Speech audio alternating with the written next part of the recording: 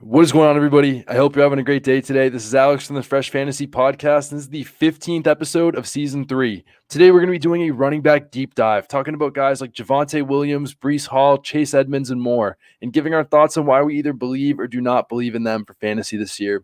Joining me today to break this all down is one of the most accurate experts in the history of fantasy football. He is placed in the top 10 in Fantasy Pros most accurate expert competition in 10 of the last 12 years, winning the entire competition in both 2010 and 2014. He is also the director of forecasting at one of the leading fantasy sites in the world with over 71,000 followers on Twitter. He is 4for4's John Paulsen. Welcome to the show. Thank you, Alex. Nice to be here. Ready to talk some running backs. Oh, absolutely. I'm so excited to talk running backs today. Before we get into those running backs, like I said, you've been in the top 10 in 10 out of the last 12 years. Do you have any real secrets or tips, or like what do you think the things are that set you apart from other rankers that aren't able to be as consistent as you are year after year after year?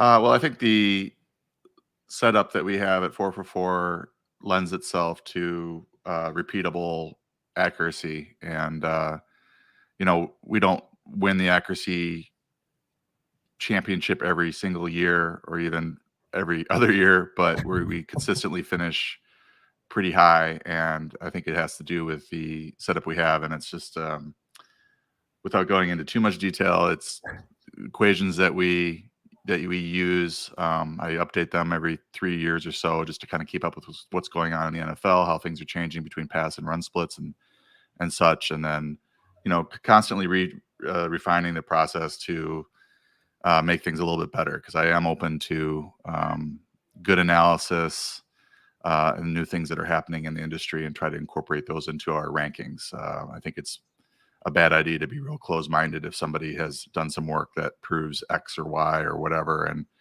you don't find a way to sort of incorporate that into your rankings. So I think that sort of sums it up. Yeah, absolutely. And the other thing I had to ask, because, and I only heard this because I had Justin Boone in the podcast, and you know that he's probably one of your direct competitors almost every year. I know he's not in the competition anymore, but he's always been one of the top guys. And he said that on Sunday mornings, like when a game's at 1:00, he's up at like 4 a.m, like all day going through every piece of news. Like, do you have to spend crazy amounts of time on that, like on Sundays as well, to finish as high as you do? On Sunday mornings, I mean, I'm on the West Coast, so I typically am out of bed before 7. Kickoffs at 10 a.m. And unless there's a London kickoff, that's terrible. I hate the London games because those are at 5:30, I think, my time, or maybe it's 6:30. But I have to be up at least an hour before the London games in order to process whatever injury news is going on. I don't spend 6 hours grinding rankings in the morning. I typically do a full pass on Saturday that takes 2 to 3 hours, so that I'm pretty much caught up heading into Sunday morning, and then I'm trying to track. It's always injuries. It's almost always injuries. Who's going to play? Who's not going to play? And the big problem is the late games, because you're trying to guess who's going to be active, who's not going to be active in the late round of games, or Sunday Night Football or Monday Night Football, because those rankings lock for you at the kickoff of the first round of games. So that's the grind there. So that's what really can set it apart sometimes, whether you got it right or not, on whether guys are active or inactive. Yeah, and I think there are a lot of people that are in the contest who are doing live shows, streaming or doing television or whatever, and that's fine. But I think that probably hinders their accuracy a little bit, and that's why one of the reasons why I think 4for4 and myself finish high, along with some of these other sites, that these people are not necessarily doing live television and trying to grind rankings at the same time. So it's sort of what depends on, as a consumer out there, what do you want? Do you want somebody providing live video content or audio content to you on Sunday morning, or do you want them in the rankings cave trying to grind out accurate rankings, every little piece of injury news that comes across the desk? So that's sort of the debate that I think the customers probably have.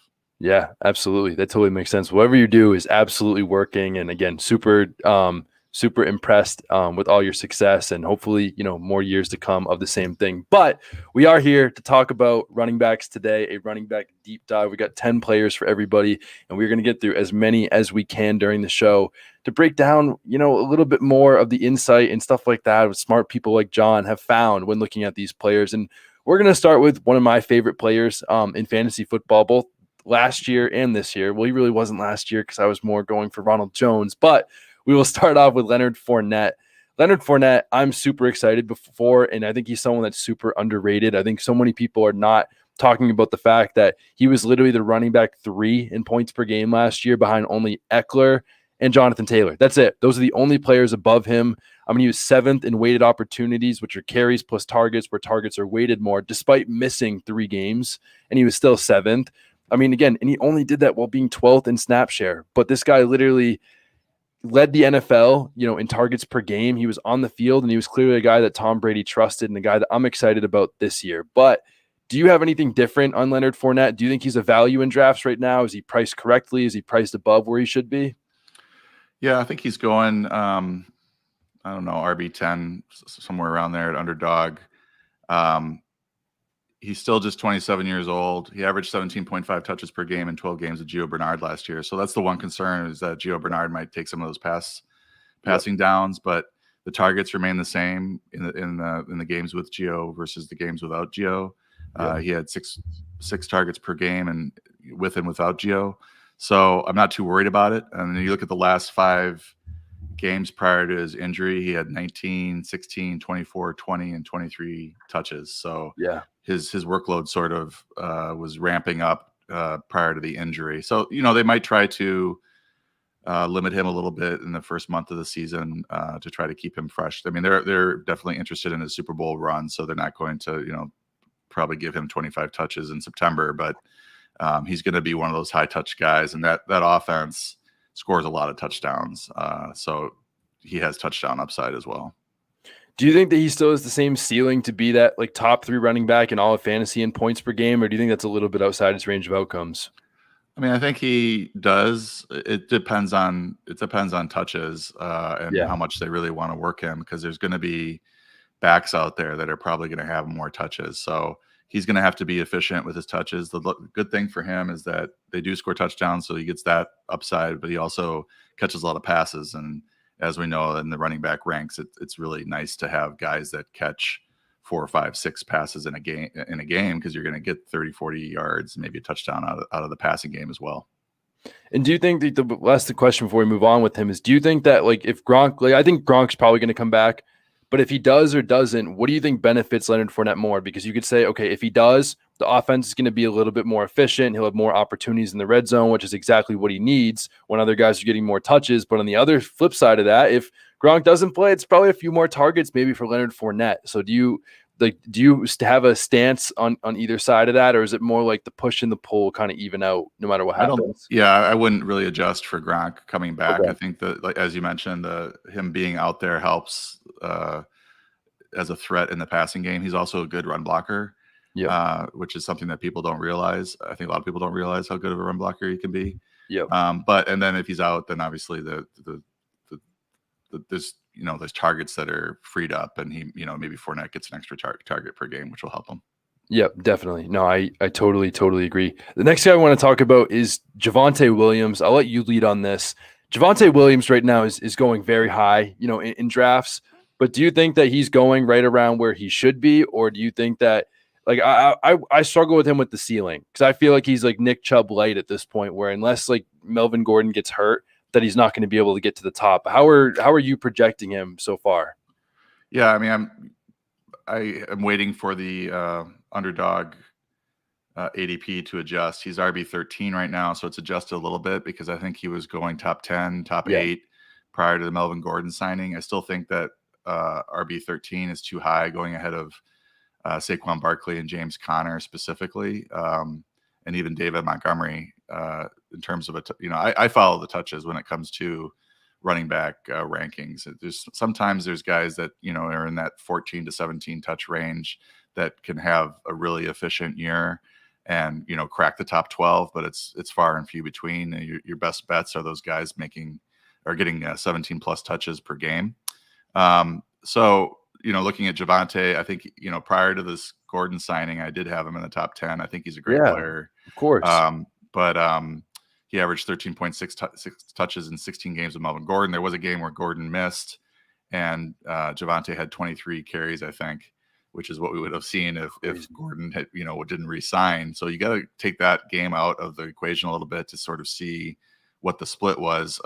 He averaged 14.6 touches over his last 5 games, so it showed a little bit of ramping up towards the end of the season. But Gordon averaged 14.5 touches in 16 games with Javonte. Javonte actually had the higher pass blocking grade, 63.3 to 41.4 at PFF. I did see some narrative out there that they wanted Gordon out there for pass blocking, but I don't think that's the case at all.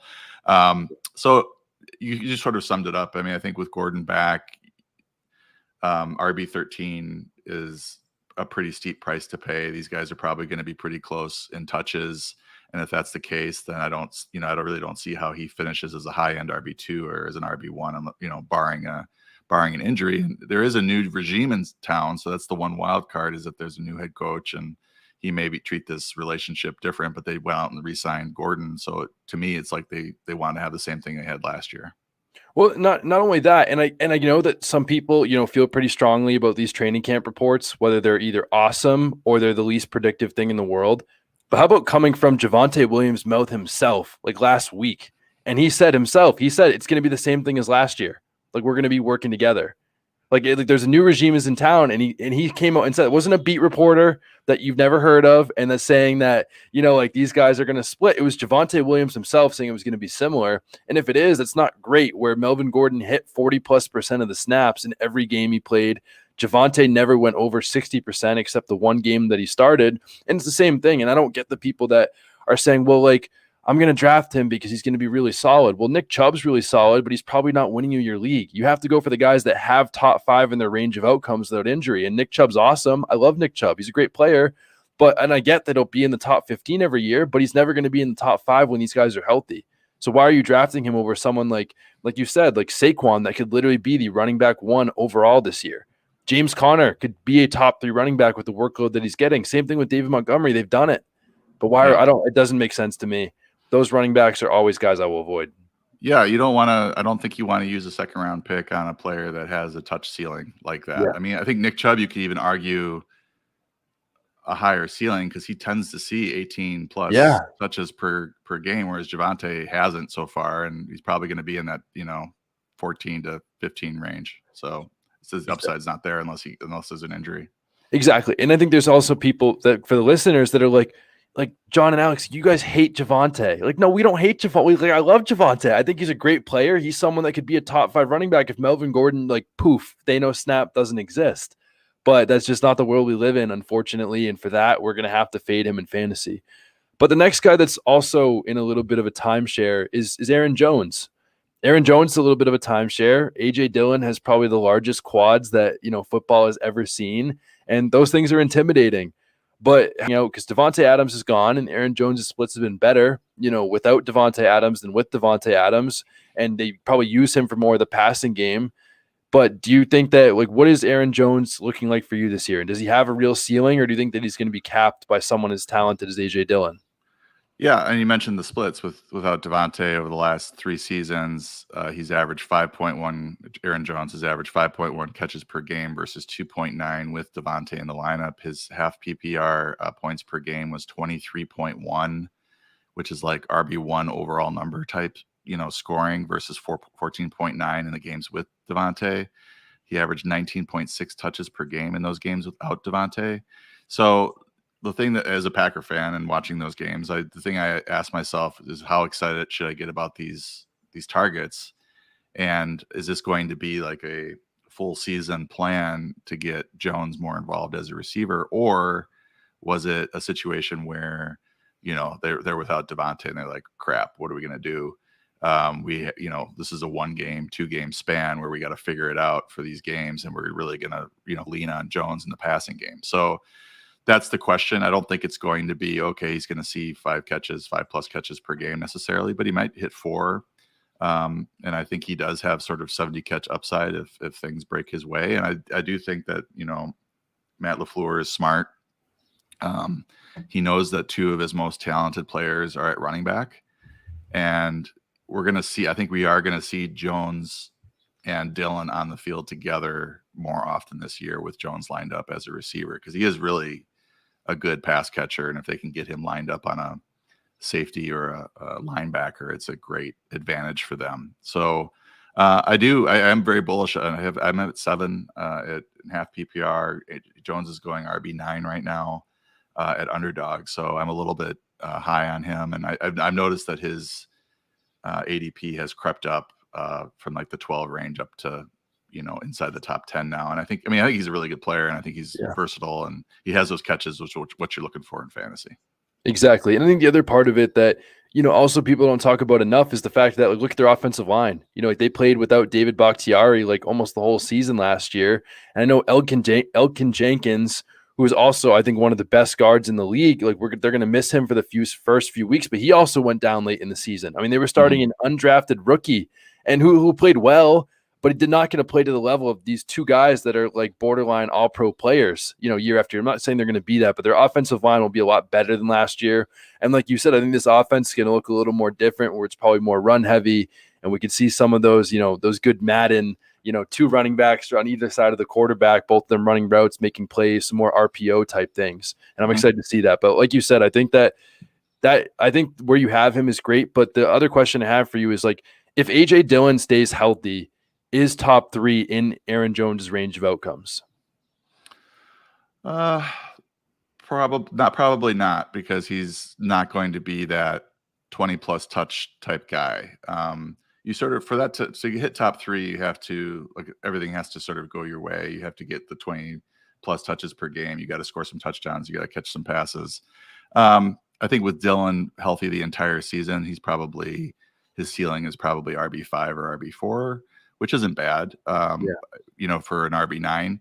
I guess, there's some people that are just swinging for the fences even in the first round. I think sometimes just hitting a double or a triple is fine. You just don't want to screw up your first round pick, in my opinion. Okay.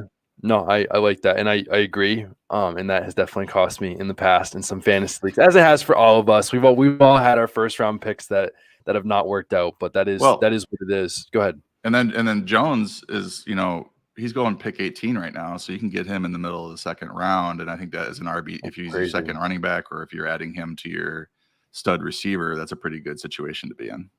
Yeah, absolutely. Well, especially if you, like you said, you have Aaron Jones at running back 7. If you can get him around pick 18 and grab someone that's just going to be a touch monster in like Najee Harris, that's just going to end up with like a ridiculous amount of touches and everything like that. That's crazy. Another note on Najee Harris real quick. I mean, it's crazy that I know he came out and refuted it, but they said that he put on like 10 pounds of muscle or something like that this offseason, that he's like 244 pounds.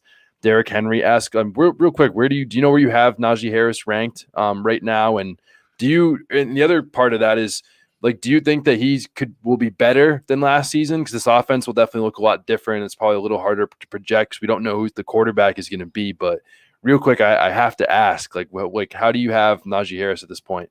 I have him at RB5. I think it's a volume, ranking for him. And, typically I packed on 15 pounds of muscle doesn't work out for the player in question. No, but I'm not like too worried about him. He's going to be one of these guys who could literally get 25 touches per game. And if he can stay healthy the entire season, he's going to accrue a lot of fantasy points for you.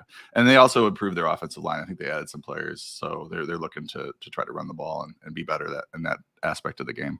Definitely. Who's the extra player probably above him? I'm guessing you have JT, CMC, Austin Eckler. Is it Derrick Henry that you have? Henry. Okay. Yeah, Derrick Henry's built different. Yeah, I as long as that foot holds up, and I think that's the question with him. But I mean, I've already seen him running up hills and doing amazing things. I think he's also a guy that's just going to get a ton of touches, and he does every game. So, and the fact that he came back and played in the playoffs, I think bodes well for his health this year.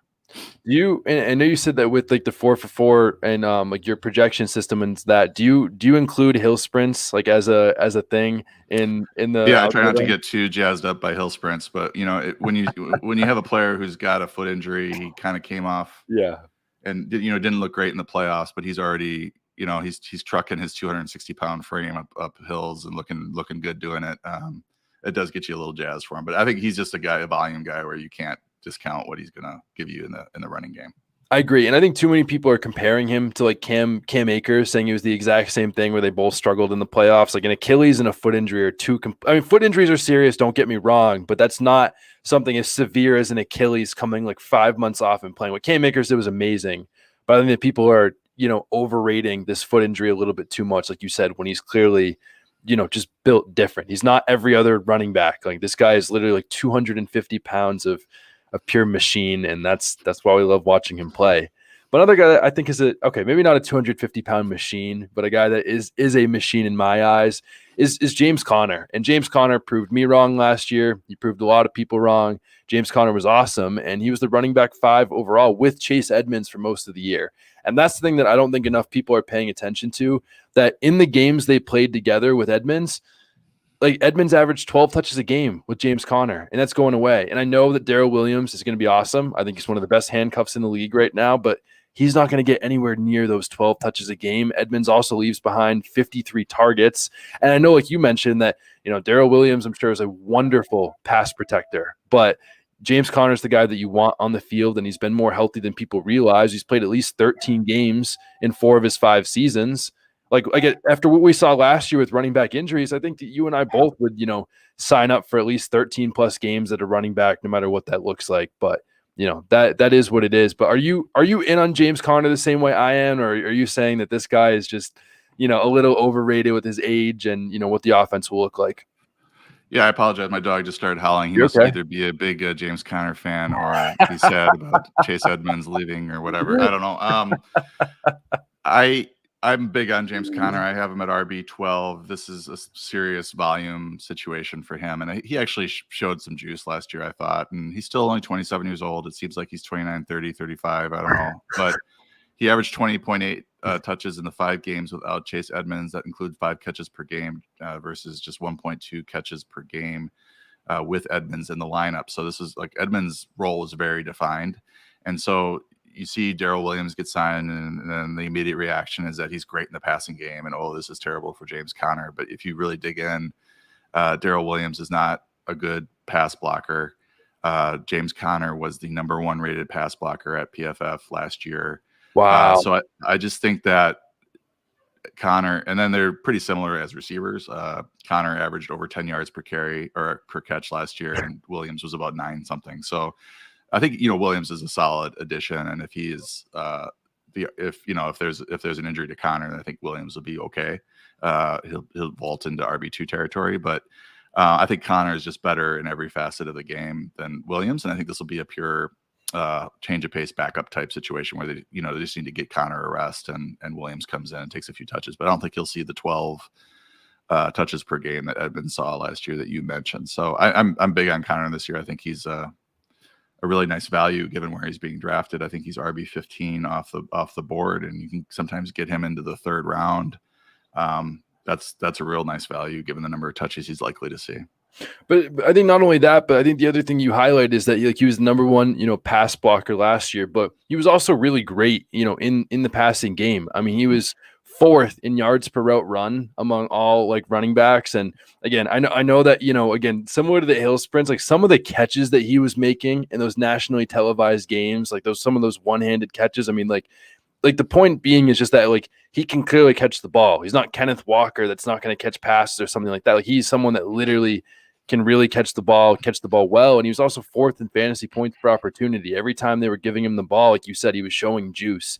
He wasn't the scar tissue that we saw, at the end of the Steelers that first season when he took over and he started to really struggle down the stretch. Like, we didn't see that at the end of the season last year. He was full steam ahead, and I hope we see something similar. And, I'm happy for him that he got paid accordingly for, what he was able to do. But another guy that, is a machine, and I know I keep going back to this machine thing, but this guy is a machine, and it's Breece Hall. And Breece Hall is someone I'm so excited about. I'll let you take it away first. How are you feeling about Breece Hall?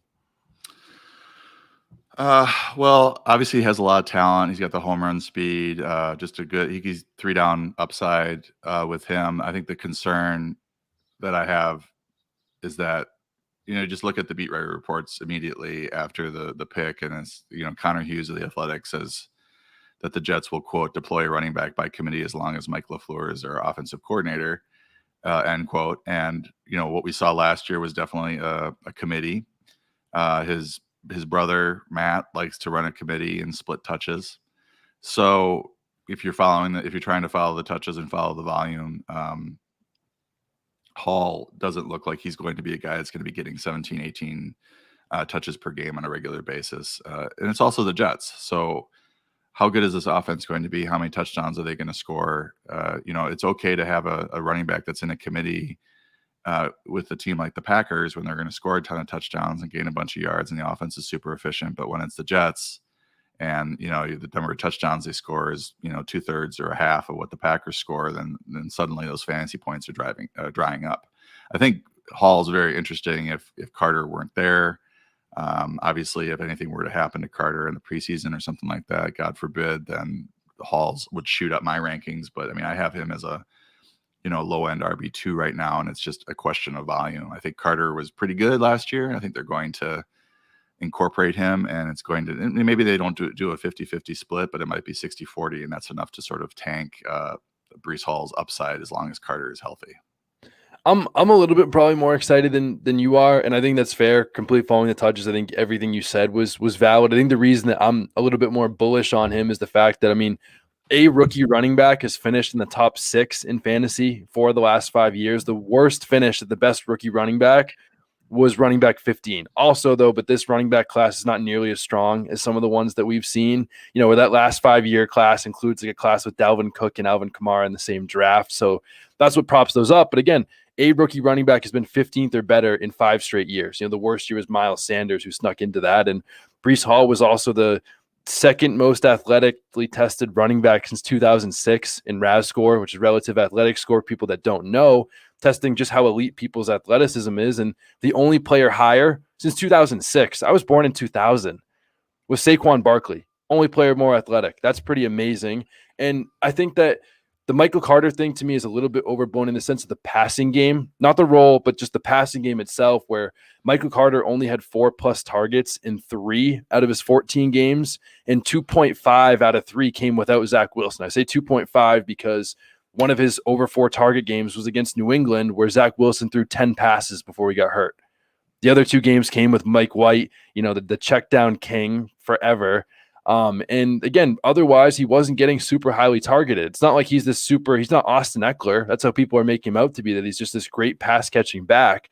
So I think that if he's not necessarily getting the passing work, and Breece Hall is as athletic as they say he is, and then if you look at the fact of the historically rookie running backs and how that there has been a good one, and I don't think it's going to be Kenneth Walker or Damian Pierce or Tyler Algier. I don't think those guys are going to be top 15. I think that, if you're looking historically, that Breece Hall is the best chance to do it. But again, I understand that the other side of it is that, John, you're like, I don't care about your historical comps, Alex. Like, I care about following the touches, and I'm going to follow the touches. So that's fair. Well, I would just say that he's got a chance. Yeah. I think the running, there's been a rookie running back in the top 15. We don't always know who that is at the start of the season. That's the other issue, is that, there's going to be injuries that are going to clear up these running back rankings quite a bit as the summer and the preseason and even the first week or 2 of the season, injuries happen, and all of a sudden there's a rookie like Kenneth Walker who's in a great spot, or Breece Hall who's in a great spot, and that person now is moved up to RB1 ranks. And sort of last year Elijah Mitchell was an interesting case. I don't think he finished top 15, but he came out of nowhere and ended up posting pretty good RB2 numbers whenever he was healthy, or RB1 numbers when he was healthy. So your point is taken. You look at what the beat writer said. Do I take everything that they say by, as gospel? No. But, Mike LaFleur does come from the LaFleur family where they talk about running back by committee at Thanksgiving.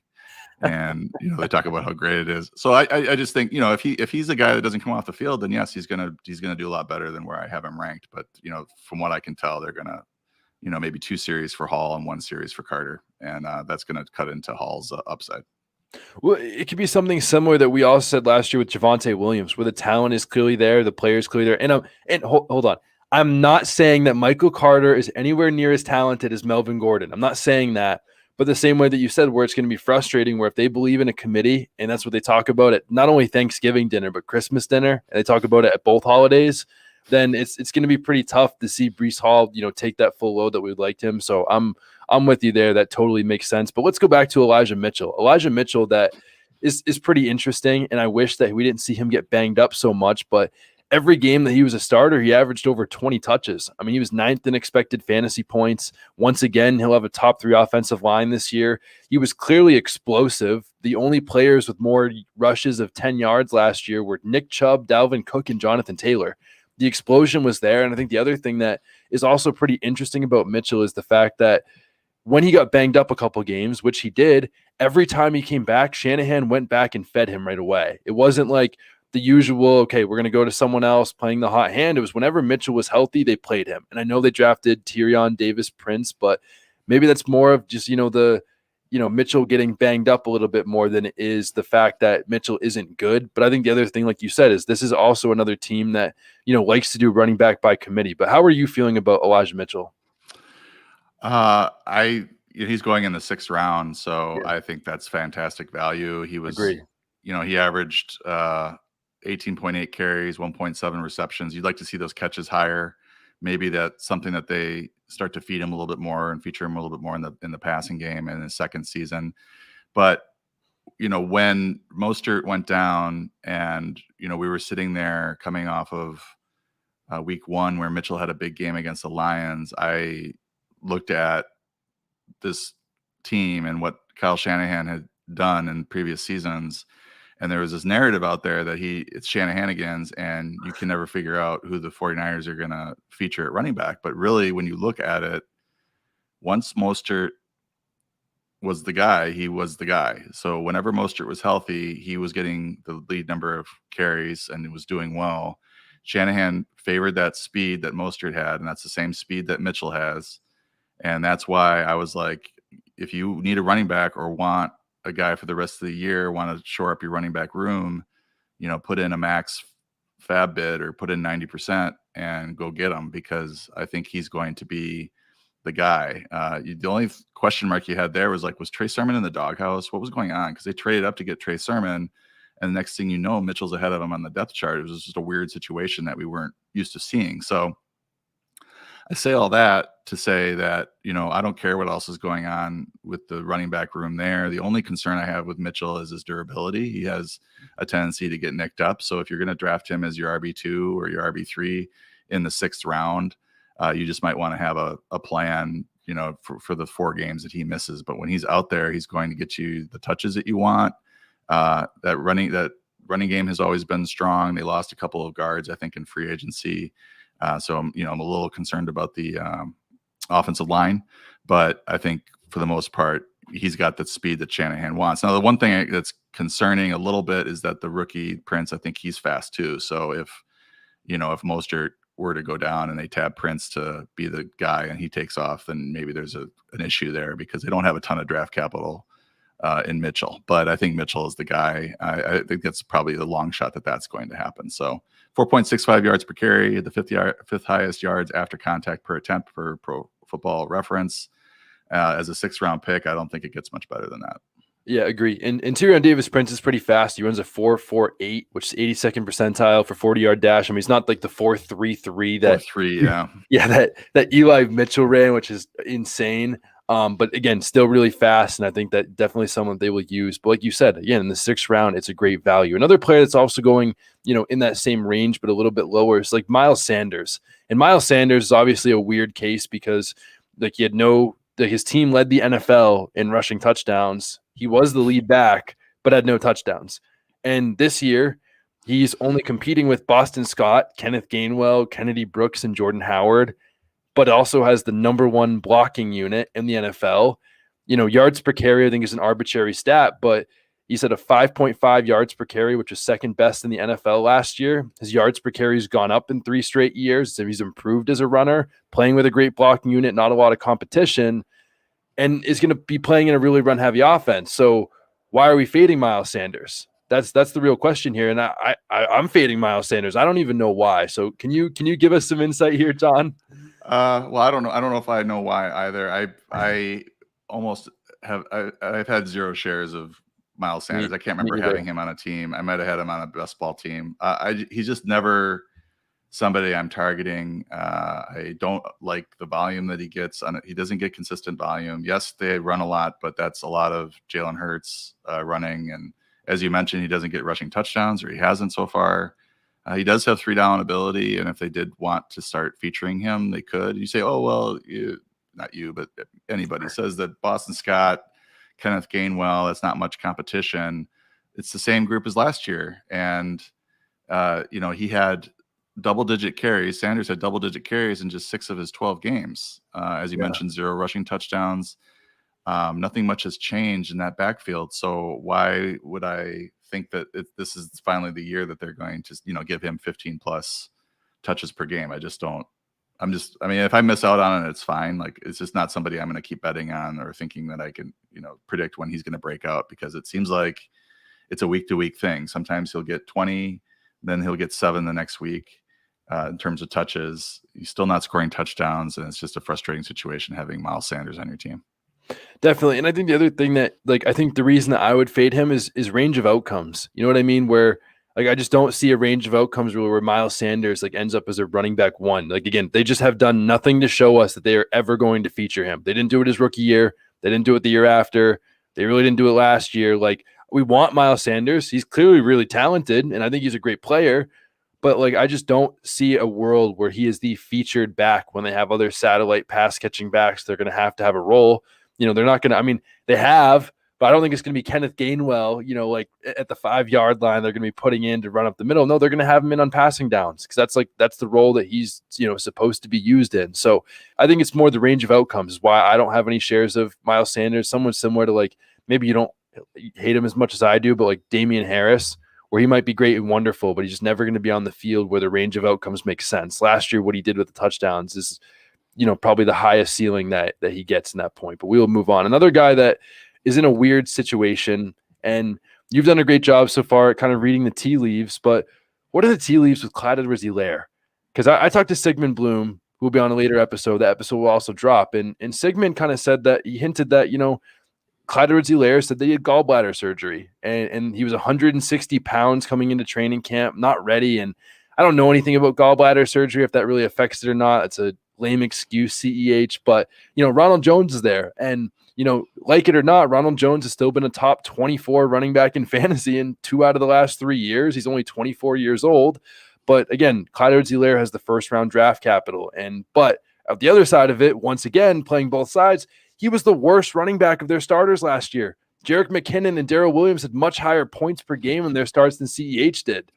So it's all over the place. You can look at it a lot of different ways. That's the annoying thing about fantasy, is I could make him look out to be like the worst player ever, the worst first-round draft pick, or I could say that he's in the best offense, like one of the best offenses in the league. He's in a great situation. He's a first-round pick, and he had surgery, and that's why he didn't perform. So where do you stand in all this?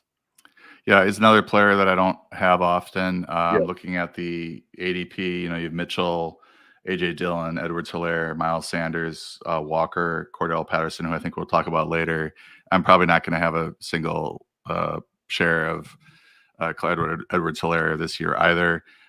Yes, you can tell yourself a story that this is his breakout year and all that, because it is a good offense. Tyreek Hill's gone, so there's going to be some touches to go around, and but what have they done so far with him? It's been a committee. They have yet to commit to him as a full-time back. Yep. You're also now bringing in Ronald Jones, who, as you mentioned, has been a solid running back. I think he's a, first, second down type running back. You might have Edwards-Helaire, catching more passes, but his pass blocking has been bad. Yep. In his career. So not like Rojo is going to come in and be a great pass blocker. I mean, Edwards-Helaire might be the best they have, or at least be out there. Much. It's not saying much. So what can we honestly expect from Edwards-Helaire in terms of touches? He's not going to be a tie touch guy. I'm thinking 10 to 15. I'm thinking 8 to 12, 8 to 13 for Rojo, mostly carries. Yes, there'll be some touchdowns available, but this is, I don't think he has RB1 type upside unless there's an injury or something like, this whole thing with the gallbladder surgery. There might be something to that. He comes back in, just, looks like a rock star. Maybe, but you look at what Andy Reid said about Rojo after the signing. He said he'll have a chance to be a major part of the offense, and then he said they'll work together and be a pretty good combo. So that tells me that they're looking at a committee there, and then that's what they've done all. It's not a surprise. That's what they've done for the last 3 years. Yep. Yeah. Again, like when there's no Kareem Hunt or Jamal Charles, like again, they've kind of had a little bit more of a committee when they don't have that elite talent. I don't necessarily think that CH is the elite talent. The other thing that I just want to touch on real quick with that is like narrative is not winning you fantasy football championships. Like I understand, John, that they have a 25-year-old wide receiver who's had 290+ catch seasons and that is playing in one of the best offenses in the league. But they also have a 25-year-old wide receiver that's yards per route run has gone down in 6 straight years and has been one of the least efficient guys in all of football. Like the narrative with CEH and Juju is not going to win you a championship this year. I'm sorry. Like look at the underlying numbers. Draft guys like Gabriel Davis instead that have good underlying numbers that are telling you that when they get a role, they'll do it. That's a conversation for another day. I used to hate Gabriel Davis. I do like him now. But again, this is the running back episode. What are we doing here?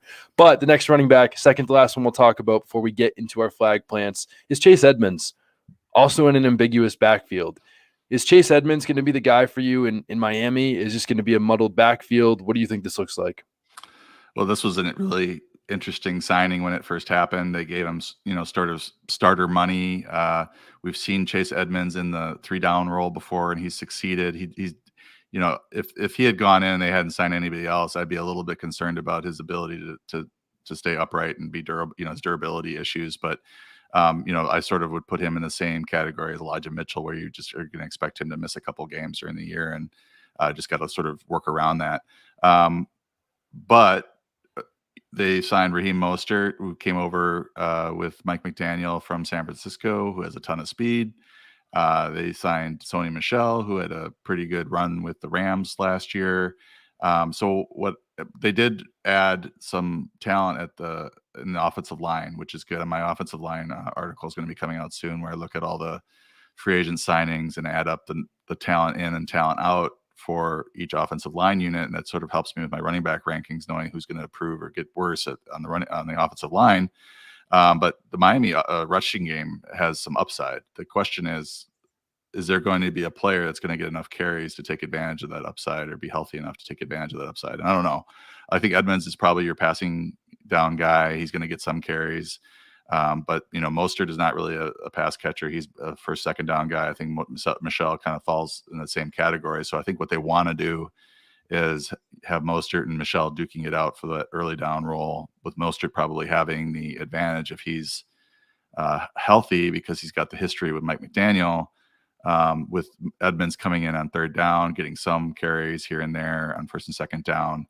So it's going to be a committee, and the offense is really going to have to improve and score more touchdowns for any of these guys to be a consistent fantasy producer in my mind. So I have Edmonds a little bit lower than what the consensus is. And then I think that Mostert is actually a decent value, because he looks like, he's just going really late, and everybody thinks he can't stay healthy. But if he is, he could really make some hay behind that revamped offensive line. Yeah, and that's the thing, is I just feel like that with this Dolphins backfield, it's going to be too much pin the tail on the donkey with like week to week, maybe who's going to be the guy that scores the most points, but also like pin the tail on the donkey, where it's like it's going to be fun for about 5 minutes until you realize that they have a different guy for like every single down. But that's obviously until Raheem Mostert like blows his knee or something. I shouldn't say that. That's not cool to say, because it's just Raheem Mostert has trouble staying healthy. I'm sorry.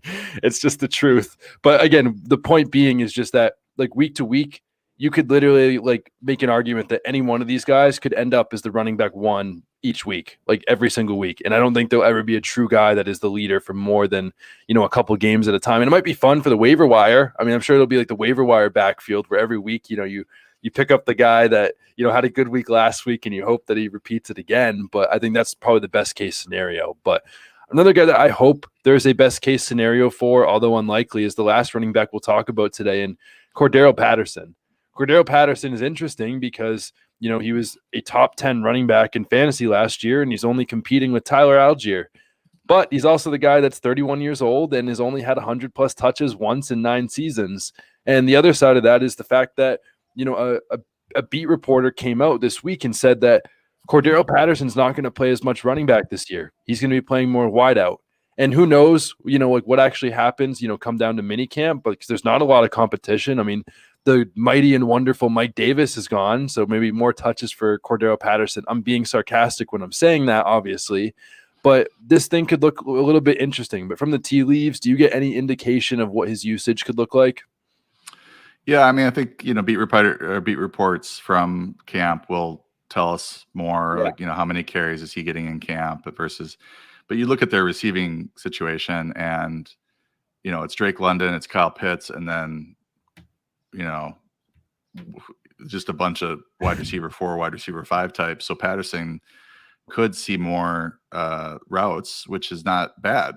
If he's, let's say his carries, are cut in half, but he gets, 1.5 as many catches, that could be good for him. I think that his ADP is so low. His consensus rank is RB 38. I have him at RB 27. Wow. His consensus rank is RB 38, but he's going off the board 28 at underdog, and I think that's probably fair because I have him at 27. But he averaged 13.3 touches per game, which is 34th amongst running backs last year, so very low touches. And I say, oh, well, I follow the touches, and I do. But when you start talking about 8th round picks, 7th, 8th, 9th round picks, then you're just looking for guys who are getting high yield touches, and he gets high yield touches. They feature him in the red zone. He scored a bunch of touchdowns last year. He finishes the fantasy RB9 with the 19th highest per game scoring average. So the fact that he played some extra games compared to the field helped him there. But he was the RB9.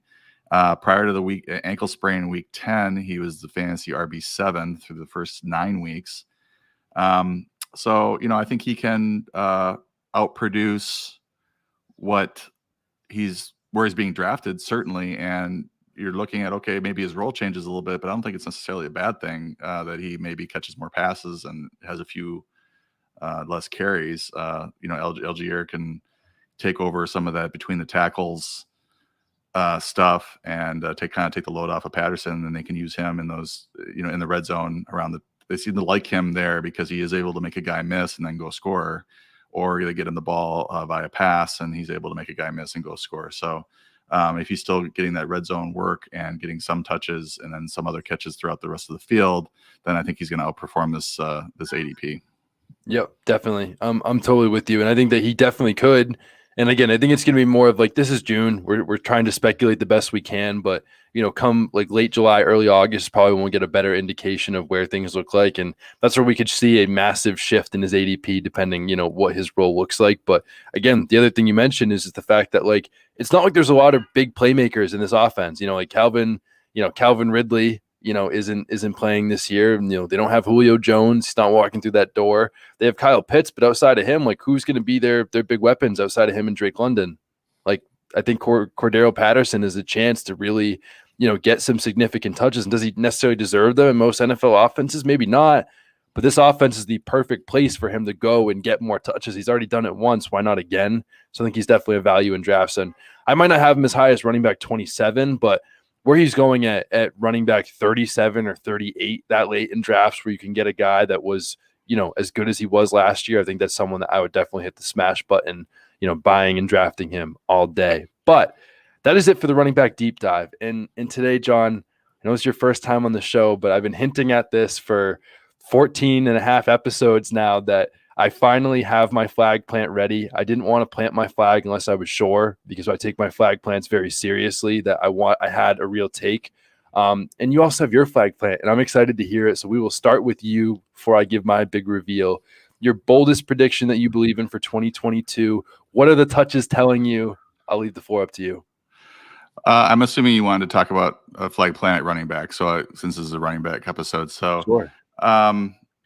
I don't take my flag plants that seriously, so I'll just say that. You take yours very seriously. I don't know. I think David Montgomery will end up as an RB1. He's going I think he's going late 4th, 5th round. Always up there amongst the leaders in touches. He does, Khalil Herbert is actually one of the most valuable cheap handcuffs, I think, out there. but he doesn't have a ton of competition in Herbert. They don't seem like they want to give Herbert touches, and sit Montgomery down at any time. So I have Montgomery at RB13 right now, and I'm assuming that one of these guys ahead of him will get hurt or miss enough games that Montgomery finishes within the top 12. So I think that's a fairly bold flag plant. What's yours? That is a very bold flag plant. And real quick, before we get onto mine, because I have to keep making people wait. But do you worry about the touchdowns at all for David Montgomery, or do you think that again this running back one is him being pretty efficient, on the ground and getting a super high volume of touches? He'll get some of the rushing touchdowns there. There aren't going to, this offense is not going to be very good. That is always a concern, but it's been that way, and he's been producing pretty good numbers despite that. I think he has what you want otherwise, which is some catches and a lot of volume. So I think, if they even are decent or, mediocre and he gets 6 or 8 touchdowns, then he's going to be in good shape. Well, I think the other thing about that is that, and here's a stat that I had for Najee Harris last year when they were like, they have the worst offensive line of all time, I'm not drafting Najee Harris, was that, for running backs that hit 300 touches in a season, where extrapolated to 17 games is about 19 touches a season, 98% of running backs since 2000 have been a top 8 running back in fantasy when they hit 300 plus touches. So if David Montgomery averages at least 19 touches a game, chances are he's going to be a running back one. So I love that take. I'm finally ready to debut my take. I'm super excited about this. And John, I debated this for a long time because last year my flag plant was DeAndre Swift. And DeAndre Swift was hitting for most of the season until he ruined my Thanksgiving, and all I had to talk about was running backs by committee after that. But I am not someone that takes these things lightly, and my flag plant for this year is DeAndre Swift. I just think the case for him is too great. I have so much stuff on him why I think he's going to be great, and I'm not going to keep beating around the bush. And Swift's my guy. And I think it starts with the fact that, as a rookie, he was 4th in fantasy points per touch in the last 20 years, 4th highest over the last 20 years in rookie fantasy points per touch. The 3 players who finished above him all were the running back one in fantasy football at some point in their career. Christian McCaffrey, David Johnson, Alvin Kamara, all were later the running back one in fantasy football. He also is one of 7 players in Lance Zierlein's running back grades to earn a 6.7 or higher grade. The other 6 players that all hit this number all hit a top 6 fantasy season by their 3rd year in the league. DeAndre Swift is entering his 3rd year. And not just the historical precedent, the touches, as you love, also favored DeAndre Swift. I know it felt like Jamal Williams was on the field 24/7, 365, but DeAndre Swift was 8th in the NFL in snap share last year. He was 3rd in target share. He was a top 5 running back already before getting hurt. He was 2nd in yards created per touch. The weighted opportunities that I talk about, which is what matters more than anything, beyond just the number of touches, is like how much they weigh, with the targets being more important. He was top 5 in weighted opportunities. He tied for the lead in the NFL in most targets per game. He's had injuries, and I know that people love bagging on guys that miss 2 or 3 games, but he didn't tear his Achilles or break his foot. He's had a groin strain that he missed no games from, a concussion, and a sprained shoulder. Boo-hoo. DeAndre Swift, I think, will be a top 5 running back in fantasy football this year. He was already going to do it last year. He's going to do it this year. I'm all in on Swift. What say you? That's interesting. I've had him at 7 and an 8.5 PPR, so he's a little bit higher in PPR. I think he has big upside. The question, I think, and that's where I've got Jones at 7 and Swift at 8, is that I could see the touchdown upside with Jones, and I'm having a tough time with Detroit seeing the touchdown upside. That's the one thing. But if that offense can go from poor to mediocre, then that could certainly happen and benefit Swift. I think he's really good, and you pointed out a lot of advanced stats there and metrics that point to him being good. And he just, as you mentioned, he's got to stay healthy, and we got to find the end zone a few times. But he's right outside that group of, Mixon is at 6, where you're just guaranteed workload, and then you're getting to these guys where you're just not sure that they're going to see the 20 plus touches that you want. But Jones, Swift, Dalvin Cook, Leonard Fournette, they see high value catches and high value touches. So I like it. Yeah, and honestly, I should probably just say top 3 because I said top 5 last year. So maybe my flag plant should just be top 3, and I think he can do that because, like I said, like all the historical comparisons say he's going to do it, but the touches he got last year, like last year, I was a madman to people because like it clearly did not look like he was going to get the touches, but he did, and not only the touches point there, but the historical comparisons do. But again, So who were the 3 again that were Christian McCaffrey, Kamara, and David Johnson. So the question I think I have is, will the Lions give him that sort of workload? Because if you look back Fair. at those guys in those seasons, they were really high workload, I believe. So Yeah. that's the question with Swift. Do they want to do it, or are they going to continue to work That's Joel fair. Williams in? That's fair. And I think that's the other part of it is that if he get the workload, I think no doubt that he would because of the talent. And I think that's probably the better way to put it is the talent is clearly there. It's probably just a matter of, whether or not, the work will be there. And that remains to be seen. But nonetheless, I'm excited about it. And John, I'm super excited about having you on the show today. I thought we had a great show talking about a lot of running backs. I learned a lot. I hope you learned at least something other than, what the LaFleurs talk about at Thanksgiving. But nonetheless, it was wonderful to have you on the show. Before we go, 4for4 is a great site. You do an amazing job with your ranking. So is there anything you want to plug that the listeners need to know before we get out of here? Yeah, my Twitter handle's right there on the screen if you don't follow me. If you want a good, cheap pro or DFS subscription to 4for4, you can get one right now with a $10 deposit as a new user at Underdog, which is an amazing deal. They'll also match, I believe, 100% deposit up to $100. So you can actually get a free $100 out of it as well if you deposit 100. But we're always going to have some sign up deals. Just check my Twitter feed, the pinned tweet at the top, and you can find all my work over there. I'm exclusive to 4for4. Absolutely. Well, John, it's been a pleasure having you. And the listeners, it's been a pleasure talking football with you today. We appreciate you guys listening along with us as we talk about the greatest sport on earth in fantasy football. But as always, please leave a review. You guys already know what to do. And I hope you all have a great rest of your day.